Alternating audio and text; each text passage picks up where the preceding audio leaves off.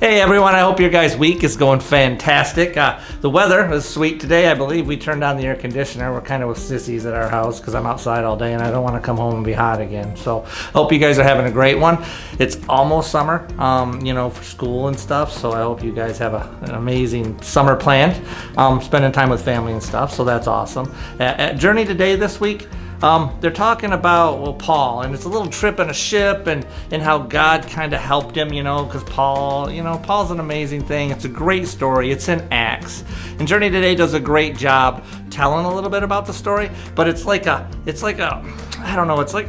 fable, but it's real, right? It's really well told. If you guys go to Acts and check it out, you're going to find that you can read it like a story, right? And a lot of you guys are great readers, so I think you ought to just go there and read it. It's really cool. And it basically is saying that God is strongest when you're at your weakest. So when you think you have nothing left to give and you're at the lowest point and he's not there and what's going on, he's the strongest for you, right? It's pretty amazing. So the story is awesome, okay? So I want you guys to remember that this week. When you're at your lowest, your weakest, even a friend or whoever, they're just at this bottom where they just don't have a lot more to give. Sometimes you're like, I just don't have time for this, or I just don't want to do this or whatever. That's when God steps up and comes in. So Journey Today does a great job this week. So make sure it's okay to, push pause. It's okay to just sit there and read it or ask questions to whoever's around you, and share the video too, because that's a great way to share Jesus with other people. It's easy. Plus, a lot of you probably have been in a video or two or three, so that's pretty good. Later on today, we're going to do a little interview. We've been doing some interviews. We got Isaac coming in. He's been here a couple times. I'm pretty excited. He's got some great ideas, and I bet you his question, I'm curious. He's had a long time to work out this question, so I'm looking forward to that. So you guys have a great week, and stay safe. Now sit right back and you'll hear a tale, the tale of a tiny desk. I don't know about this, David. This seems like a really, really bad idea. Whatever made you think of using the JTS desk as a boat? It's floating, isn't it? I mean, yeah, but for how long? The waves are tearing it apart. I think we should drop the anchor and wait out the storm. Oh, I'm way ahead of you, Casey. I already threw the anchor in. Did you tie it to the rope? Of course I did. This end of the rope? No, silly, the other end of the rope. This end of the rope? No, the other end of the rope. David, there are only two ends to a rope. Uh-oh. With David and Casey too, and the desk here on JTSR. Hello, everybody, and welcome to the Journey Today show. My name is David. A 3-hour tour? A 3-hour tour? That's what you said this little boat ride was going to be. But now look at us. We are stranded on a deserted island. How in the world are we going to get out of here? Don't worry, Casey. I've seen this before. We just have to wait until a famous celebrity visits the island, and then they'll certainly take us home with them. That's it? That's your plan? A celebrity? Why would a celebrity visit this deserted island? I know. It doesn't make any sense, but that's just how it works. And hey, look on the bright side. We were able to drag the desk up on the shore, and now we have a free beach vacation. Yeah, well, I think I still want a new travel agent. Hey, do you know what this reminds me of? Gilligan's Island? No. Why would you think that? No, it reminds me of the time Paul got shipwrecked in the Bible. Oh, yeah. You mean in Acts chapter 27. That's where Paul had been arrested for telling people about Jesus. And since he was a Roman citizen, they had to ship him to Rome to go on trial before Caesar. That's right. But then, in the middle of the trip, they got hit by a storm that had the force of a hurricane, and it started to tear the ship apart. Yeah, this is such a good story. I think we should read it straight from the Bible. So how about this? In just a second, press pause on the video and then open your Bible and read the verses on the screen. When you're finished, we'll see you back here.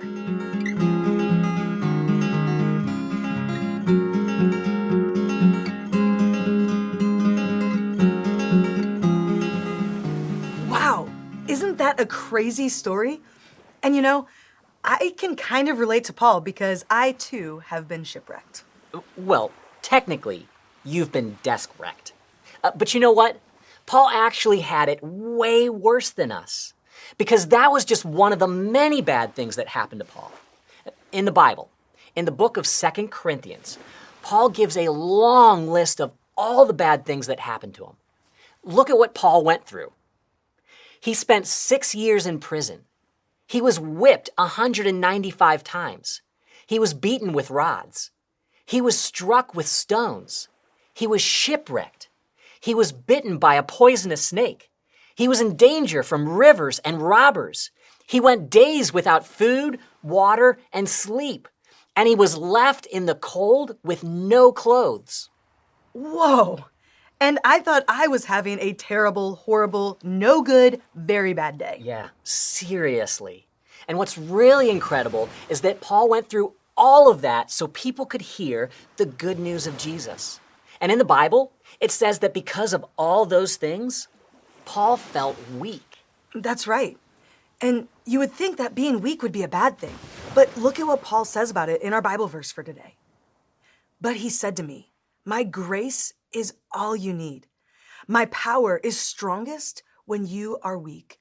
So I am very happy to brag about how weak I am. Then Christ's power can rest on me." 2 Corinthians 12:9. Doesn't that seem like a weird thing to say?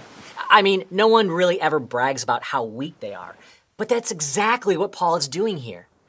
And to help us understand why, I think we should do a challenge. Awesome. So here's what I'm thinking. Since we are stranded on this deserted island, I think we should create a giant SOS out of these rocks. Now, an SOS is like a signal that tells people we need help.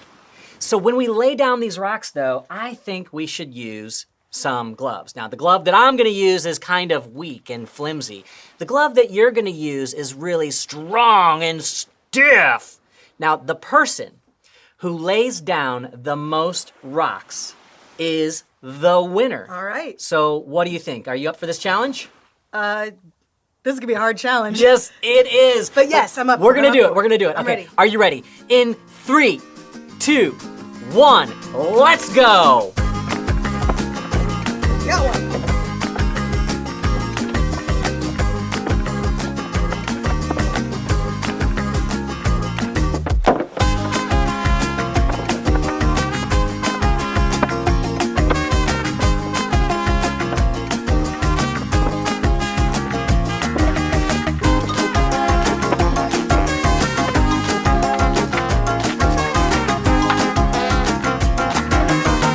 That's it. Done. We did it. We did it. Oh my goodness. But I totally put down way more rocks than you. I totally won that challenge. Man, that is so not fair. My glove was so stiff, I could hardly grab the rocks. You're right. And that is exactly the point. Here, take a look at this glove. It's stiff and it's sturdy and it's strong. But is it good for much? I can tell you from experience that no, it's not. In fact, it's hard to even get your hand in it. And if you do get your hand in it, it's too stiff to do anything with it. You can't grab anything, you can't pick things up. That's right, but look at this glove. This glove is much weaker. It's flexible and flimsy and floppy, but it's easy to get your hand into it. And once your hand is in it, it's flexible. You can do a lot of work with it. The weak glove is far more useful than the strong glove. Hey, you know what? That's kind of what it's like with us and God. We're like the glove and God is like the hand. It's not the glove that does the work, it's the hand. So when we're strong and stiff like this glove, we're not very useful. But when we're weak and flexible like this glove, God can use his strength to do big things through us. You know what? That makes me think of a question. What kind of things could God do through you when you're feeling weak? Press pause. And discuss.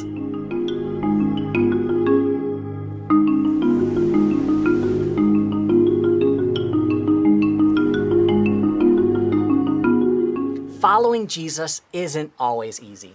You can still have a terrible, horrible, no good, very bad day. But when you do, remember that it's not all bad. Those times of weakness are when you can feel God's hand working in your life. Yeah, when you're weak, God uses His strength to make you more loving, more caring, more courageous, and more faithful to Jesus. So true. Well, folks, thanks for joining us today. We'll see you again. Wait, is that Justin Bieber? I told you! I'm coming, Justin! Take me with you!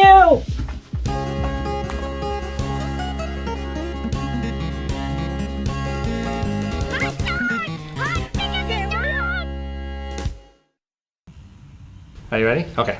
Okay, so we're here with Isaac. We're going to do a little interview with Isaac in a little while, but I think he's going to help us with the memory verse this week because he's pretty awesome at it. Now, here's the thing. Usually if I tell him ahead of time, he'll memorize it, which is why it's a memory verse, right? But he's actually just going to straight up read it up for us today. So we'll let him take a shot at it. You ready, Isaac? Mm-hmm. All right, go ahead. Take a shot. But he said to me, my grace is sufficient for you, for my power is made for in weakness. Therefore, I will boast all the more gladly about my weaknesses, so that Christ's power may rest on me. 2 Corinthians 12:9. Right, awesome. That's sweet. So you did awesome, actually. That's one reading. He's barely had time to practice. It's 2 Corinthians 12:9. Yeah, and that's part of our story today, right? So Paul needed God a whole bunch. I mean, we all do, but Paul really needed him in this story. So cool. I think we're going to just drift on and check out the interview. What do you think? All right, sweet. See you in a minute.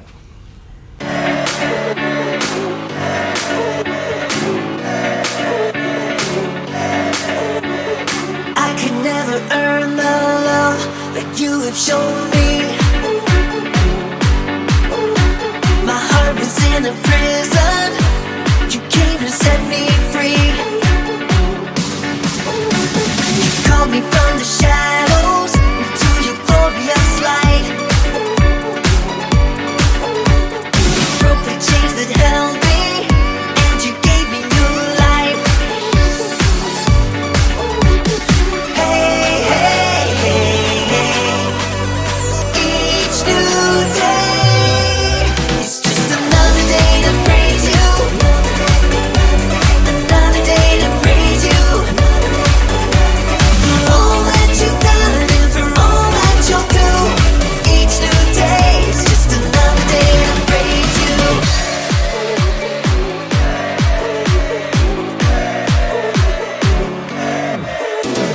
Joy begins to rise up as praises start to flow. You're my sweet salvation and my glorious hope. You called me from the shadows into your glorious light. You broke the chains that held me, and you gave me new life.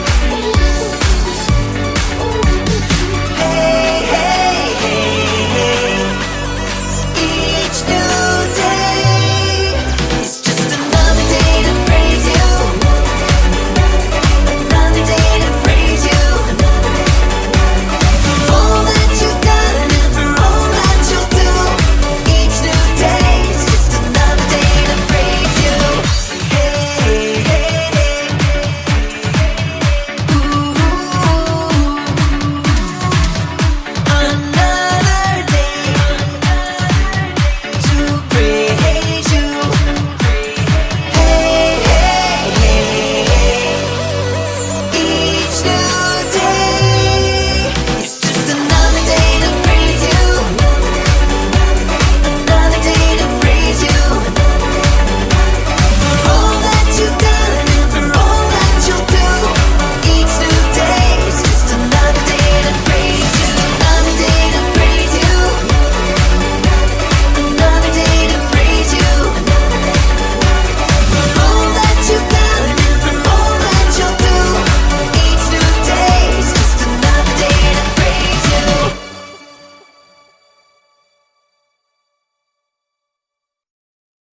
So everyone, we are here. Isaac, we know you from such hits as some of your amazing experiments and stuff that you came in here with. So Isaac's been here a couple times.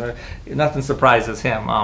I'm pretty excited that he's here though, because I hear he might have a pretty cool question for me. So, but we're gonna start with my own questions for him. So, Okay. We're gonna start with let's see. I call them softball questions because they're pretty easy, but softball's actually hard. If you ever went against one of those pitchers, it's crazy. So, first question. All right, tomorrow, literally tomorrow, right?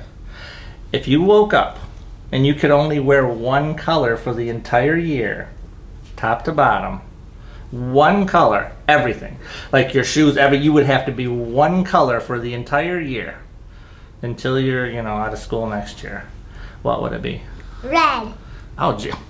Well, that was pretty fast. What color red? Bright. Oh, nice. Okay, red. Boy, you'd be safe. That'd be pretty safe. I think I'd go with the blue myself, like a midnight blue or something. So that's a pretty softball question, right? I think that's pretty easy, right? All right, so next question. I'm going to jump into the Bible a tiny bit with this one, okay? Because I know you got a little knowledge there, okay? So I've asked people before, like, who their favorite people in the Bible was, who stuck out as them. Some people say Jesus, there was Mary, and there's some different people. There's some amazing people in the Bible there's millions of them, right? There's just so many people, right? I'm going to ask you if there's one story in the Bible, because I know you and Mom, Dad, you guys go through the Bible a little bit, you do quite a bit of studying.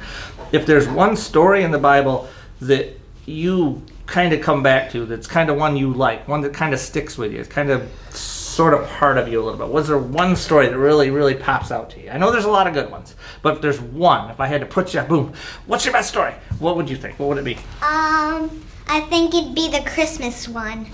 Oh, so you're talking about actually Jesus being born then, right. So why is that? I mean, obviously Jesus being born. Is there something else that sticks out there?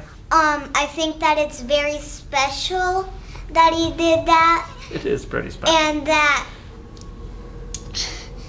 he, I don't really have a reason, but I just think it's, that's my best one. I mean, it's pretty amazing, right? So Jesus had to be born to be able to do what he did for us later at Easter, right? And everything in between, all those miracles and stuff. So that is a pretty good one. I mean, I think a whole lot of people would probably say Christmas was like one of their favorite parts of the Bible. In fact, the world that we live in, there's a lot of people who aren't really attached with Jesus, and they don't really have that relationship yet, right? And that's kind of what we try to do as disciples, kind of step out there. That's one of the things they know about Christianity. If you ask them about, they know about Jesus and being born. And a lot of them know about Mary. So that's a pretty good place to start if you're talking to somebody and you want to, kind of teach them a little bit about Jesus. So I think that's pretty awesome. So good. That's a good one. Nice. Very good. Very good. Okay, so I'm going to ask you one more question. One more. Okay? All right. So this one's a little bit, so if you could be, this is kind of a silly one, a little bit silly, right? If you could be one toy. I know, right? Here's okay. I was thinking about this last night, right? If you could be one toy for like a full day, but you wouldn't just disappear into the toy. Like literally, you'd still have your personality. The toy would be able to talk because it would be you. But if you could be one toy, right? I mean, it could be anywhere from Legos to Lincoln Logs to a little figure you got or a stuffed animal, or what would you want to be for one day? Like one toy. If you could just be that toy. I mean, there's toys that fly. There's toys that do a lot of stuff, right? What would you want to be? I think it'd be from Lego Movie, the Chief Master Builder. Oh, The geez, one- that's a good one. the That's one I that didn't got think about that. blind. Yeah, I think that'd be that like one. for one day you'd be dominating for a day. And Legos was one of my things. I thought it'd be cool, but I didn't get so much as to be the Chief Master Builder. I was just thinking it'd be cool to be a Lego block and do some stuff. So that's pretty good. Nice. I think that's pretty good.